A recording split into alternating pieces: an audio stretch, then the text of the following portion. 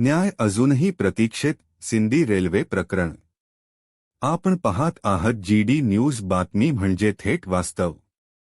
Sindi railway येथील कथित policy दादागिरीच्या प्रकरणाला आज 5 दिवस पूर्ण झाले आहेत.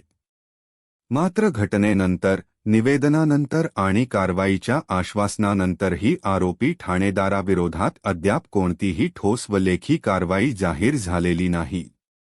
त्यामुळे आता संपूर्ण जिल्ह्याची नजर थेट पोलीस प्रशासनाकडे लागली आहे. 7 जानेवारी रोजी नेहरू शाळेजवळील स्टेडियम परिसरात कोणताही गुन्हा नसताना एका तरुणावर सार्वजनिक ठिकाणी मारहाण करून त्याला पोलीस ठाण्यात नेण्यात आल्याचा आरोप आहे. काही वेळ ताब्यात ठेवल्यानंतर कोणतीही कायदेशीर प्रक्रिया न करता त्याला सोडण्यात आल्याचे तक्रारीत नमूद आहे.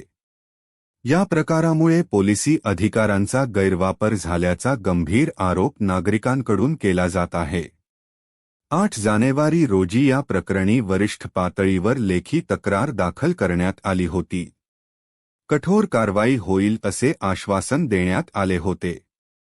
मात्र आजपर्यंत निलंबन, FIR नोंदणी किंवा चौकशीचा कालबद्ध आराखडा याबाबत कोणताही अधिकृत आदेश समोर आलेला नाही.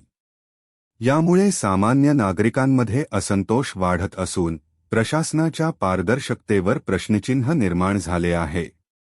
कायदा सर्वांसाठी समान आहे का, की वर्दीला वेगळी सूट दिली जाते, असा थेट सवाल उपस्थित केला जात आहे.